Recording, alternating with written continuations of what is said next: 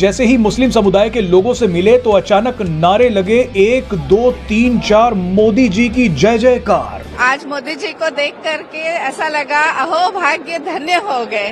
आज यूएई में 20 साल से रह रहे हैं, लेकिन फिर भी ऐसा लगा कि अपना कोई इस देश में आया है। खुशी की बात है कि प्राइम मिनिस्टर साहब यहाँ तशरीफ ला रहे हैं और इससे भी बड़ा ऑनर ये है कि हम सबको उनसे मिलने का आज यहाँ पर अवसर मिला है। इस पे जो है COP 28 में 140 से ज्यादा जो लीडर्स हैं दुनिया के वो पहुंच रहे हैं, कुछ पहुंच चुके हैं, कुछ जो है पहुंच रहे हैं अभी। कल जो है वहां पर इंडिया के प्राइम मिनिस्टर नरेंद्र मोदी साहब जो हैं वो भी उसमें शामिल हैं। एक तो हमें इस बात पे फोकस करना चाहिए कि हम उसमें क्यों नहीं है, इस बात पर फोकस नहीं करना चाहिए कि बाकी कंट्रीज उसमें क्यों है। उसकी मेन रीजन जो है वो हमारी फॉरेन पॉलिसी जो कि ना होने के बराबर है। हमारी फॉरेन पॉलिसी बिल्कुल इफेक्टिव नहीं है। खबर के मुताबिक पाकिस्तान के मौजूदा प्राइम मिनिस्टर अनवरुल हक काकड़ यूएई का विजिट का मतलब जो पाकिस्तान की मौजूदा सिचुएशन है, मुश्किल हालात से पाकिस्तान गुजर रहा है, इस सिचुएशन में यूएई उन्हें हेल्प करेगा, पाकिस्तान को हेल्प करेगा। साथ ही साथ खबर यह है कि इंडियन प्राइम मिनिस्टर भी दुबई का विजिट करेंगे। इन्वायरमेंटल चेंजिंग्स हैं उसके ऊपर वो मीटिंग करेंगे, डिस्कशन करेंगे। देखिए, इंडिया तो इस पोजीशन में है कि वो कुछ कर सकते हैं। पाकिस्तान बदकिस्मती से इस पोजीशन में नहीं है कि कुछ कर सके, क्योंकि एक तो पाकिस्तान में इंडस्ट्रियलाइजेशन भी को बहुत आगे नहीं बढ़ सकी वहाँ के इंटरनल पॉलिटिकल सर्कमस्टांसेस की वजह से। कि भाई हमारे साथ है, सऊदीया हमारे साथ है। आज वही सऊदीया हमारे साथ डील भी कैंसिल कर रहा है। वही सऊदीया ये कह रहा है कि नेबर के साथ रिलेशन बेहतर करो तो हम आपके साथ। जय हिंद दोस्तों अभी हाल ही फिलहाल में COP 28 का समिट दुबई में चल रहा है, जिसमें देश विदेश के बहुत सारे बड़े बड़े लीडर्स भी शामिल हुए हैं। इसी समिट के दौरान भारतीय प्रधानमंत्री श्री नरेंद्र मोदी जी को भी इनवाइट किया गया है। दोस्तों, जब भारतीय प्रधानमंत्री श्री नरेंद्र मोदी जी दुबई में देर रात तक पहुंचते हैं तो दुबई के प्रिंस भारतीय प्रधानमंत्री श्री नरेंद्र मोदी जी को रिसीव करने के लिए एयरपोर्ट तक आते हैं। दुबई के प्रिंस भारतीय प्रधानमंत्री श्री नरेंद्र मोदी जी को रिसीव करते हुए भव्य स्वागत भी उनको करते हैं। इतना ही नहीं दोस्तों, भारत को इंटरनेशनल लेवल पर इतना हद तक इज्जत प्रतिष्ठा मिल रहा है दोस्तों की शायद ही कोई दूसरे देश को मिलता होगा। आप इसी समिट के दौरान ही अंदाजा लगा सकते हैं कि खुद ही यूएई सरकार भारतीय प्रधानमंत्री श्री नरेंद्र मोदी जी को देर रात तक उनको रिसीव करने के लिए एयरपोर्ट तक आए हुए हैं। जब हमारे प्रधानमंत्री श्री नरेंद्र मोदी जी दुबई पहुंचते हैं तो हमारे जितने भी इंडियन भाई और बहनें हैं उनको स्वागत करने के लिए जोरों शोरों से अपना स्लोगन यानी जनगण मनगण अवस्थांति सब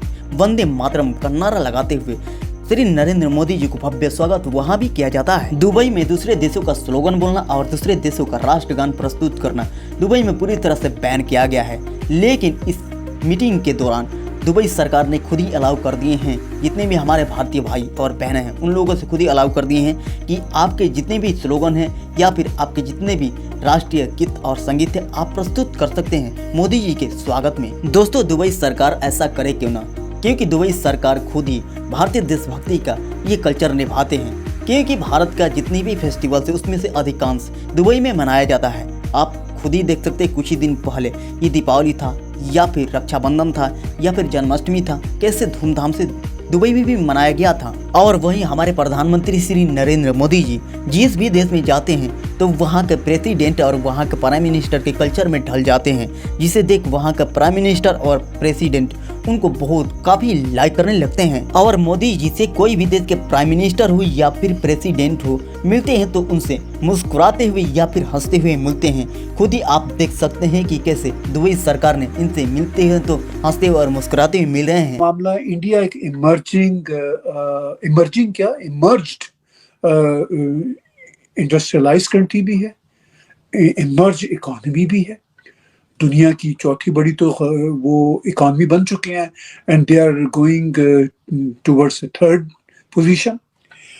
तो इंडिया का फिर जो अपना मोटो है हमेशा से वो ये धरती हमारी फैमिली है, वो हमेशा रहा है मोटो। चाहे वर्ल्ड में पीस कीपिंग की बात हो तो भी वो बैलेंस होते हैं, चाहे ये इसके इकोलॉजी का मसले हो तो भी वो बैलेंस होते हैं, बल्कि वो जरूरत से ज्यादा बढ़ चढ़ के हिस्सा ले रहे होते हैं जी कि भाई ये इस धरती को हमने ठीक रखना है, इसमें हमने कम पोल्यूशन रखना है। मैं इंडिया आता जाता रहता हूँ तो मुझे तो वहाँ पे ऑनेस्टली प्लास्टिक ही नजर नहीं आता। किसी भी मैं दुकान पे जाता हूँ तो मुझे तो पेपर बैग्स मिलते हैं। एक तो हमें इस बात पे फोकस करना चाहिए कि हम उसमें क्यों नहीं है, इस बात पर फोकस नहीं करना चाहिए कि बाकी कंट्रीज उसमें क्यों है। उसकी मेन रीज़न जो है वो हमारी फॉरेन पॉलिसी जो कि ना होने के बराबर है। हमारी फॉरेन पॉलिसी बिल्कुल इफेक्टिव नहीं है। यूएई एंड सऊदी अरेबिया, ये दोनों कंट्रीज ये बेसिकली यूनाइटेड स्टेट्स का ब्रिज हैं to move towards Indo Pacific. तो और इंडिया उनके लिए चाइना को ओवर पावर करने के लिए मेन पावर है। इंडिया बेसिकली वो कंट्री है जो कि साउथ एशिया के रीजन में चाइना को काउंटर कर सकता है। लेकिन हम अगर देखें तो पाकिस्तान इस सारे खित्ते में कहीं नजर नहीं आता। क्या पाकिस्तान की खुद की गलतियां या फिर ये लॉबी है जो कि हिंदुस्तान और अमेरिका वगैरह की चल रही है? पाकिस्तान हमारी यहाँ पे जो पॉलिटिक्स है वो फॉरेन पॉलिसी के ऊपर इन्फ्लुएंशियल सिर्फ और सिर्फ नेगेटिव वे में होती है। हर पार्टी को, हर लीडरशिप को सिर्फ और सिर्फ अपनी रिजीम की, अपने मफादात की, अपने केसेस की पड़ी हुई है। फॉरेन पॉलिसी या कंटिन्यूटी इन फॉरेन पॉलिसी उस पर कोई फोकस नहीं है। इसलिए हमारी ओवरऑल जो खारजा पॉलिसी है वो बहुत वीक है। जब हमारी खारजा पॉलिसी जो है वो ही वीक होगी तो बाकी कंट्रीज जो है वो हमें क्यों फोकियत देंगे इस तरह के बड़े फोरम्स पे। और बाकी कंट्री जिस तरह इंडिया का हम जिक्र कर रहे हैं उसकी इकोनॉमिक्स जो है वो one of the largest economies in the world right these days. तो उसमें ऑब्वियसली उसमें फिर हमें ये नहीं देखना चाहिए कि मुस्लिम कंट्रीज हैं, नॉन मुस्लिम कंट्रीज हैं। जहाँ पे इकोनॉमी और इकोनॉमिक्स स्ट्रॉन्ग है, पैरेलल जो फॉरेन पॉलिसी स्ट्रॉन्ग है, नेचुरली उनकी तरफ दूसरी कंट्रीज की जो है इंक्लिनेशन ज़्यादा होती है। अगर हम बात करें अभी के 2 टेन्योर में दुनिया का झुकाव इंडिया की तरफ होने लग गया है।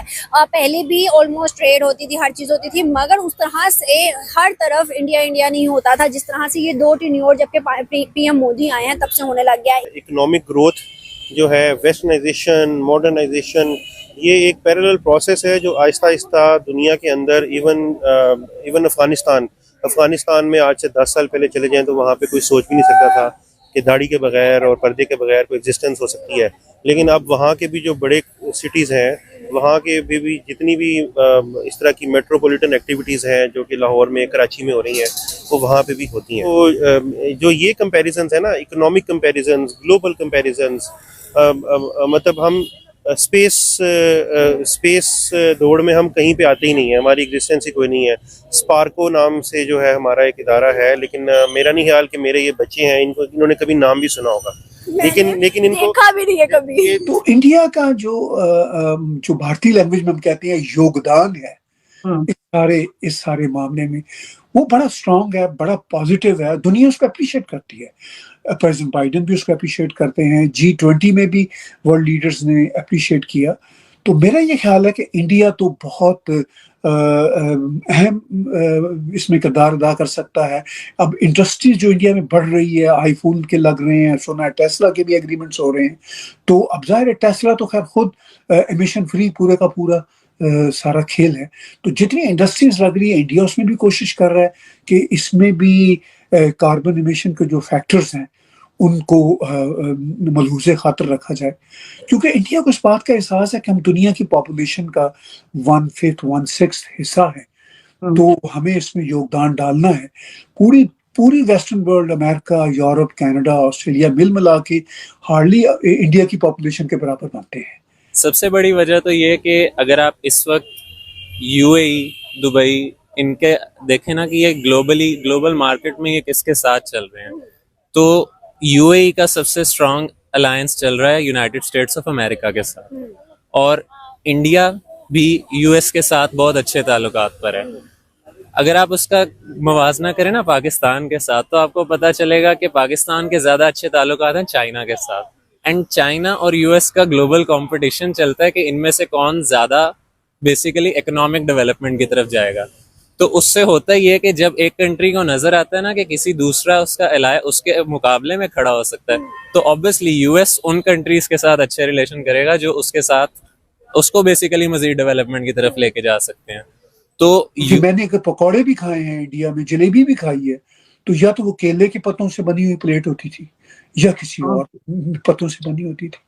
ठीक है, तो इंडिया की जहां पॉपुलेशन 1.4 बिलियन लोगों की है, वहां पे इंडिया में इतना मतलब एहसास है। आप अमेरिका में आजकल रह रही है, मैं कनाडा में रहता हूँ, हम बड़े यहाँ पे अमेरिकन कैनेडियंस नारे लगाते हैं जी कि हम ये प्लास्टिक फ्री हो जाएंगे, फलां ठीक। दोस्तों, जब से भारत में मोदी का सरकार आया हुआ है, तभी से हम भारतवासियों को इंटरनेशनल लेवल में एक अलग तरह का इज्जत प्रतिष्ठा मिलने लगा है। नहीं तो दोस्तों आज से 10 साल पहले यानी कि जब से भाजपाई सरकार ने भारत में नहीं आया हुआ था, तब से भारतीयों का कैसा व्यवहार इनके साथ किया जाता था, जैसे कि नेपाली, बांग्लादेशी, पाकिस्तानी के साथ किया जाता था। दोस्तों जिस तरीके से हमारा देश भारत का इंटरनेशनल लेवल में प्रतिष्ठा बढ़ती जा रही है, उनके जस्ट अपोजिट ये पाकिस्तान कहीं भी जाते हैं तो इन लोगों को कोई लात से मारकर भगा ही देता है या फिर इनको कुत्ते की जैसे दुत्कार दिया जाता है।